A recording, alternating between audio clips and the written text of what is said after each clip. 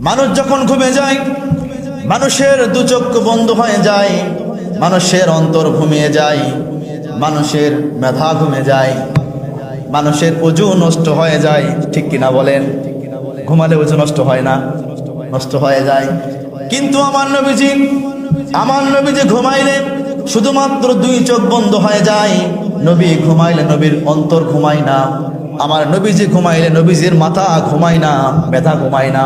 আমার নবীজি ঘুমাইলে নবীজির ওযু নষ্ট হয় না। সুবহানাল্লাহ। নবীজির ওযু নষ্ট হয় না।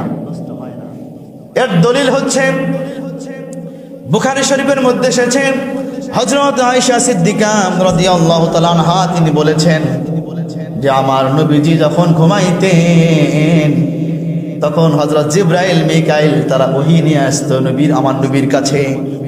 আর ওহী যখন নিয়ে আসতেন আমার নবীজির শরীর মোবারক একটু করে ঘেমে যেত। সুবহানাল্লাহ। আমার নবীজি যখন ঘুমাইতেন ঘুম থেকে উঠে আবার নামাজ পড়তেন, আবার ঘুমাইতেন, কিন্তু আমার নবীজি ওযু করতেন না।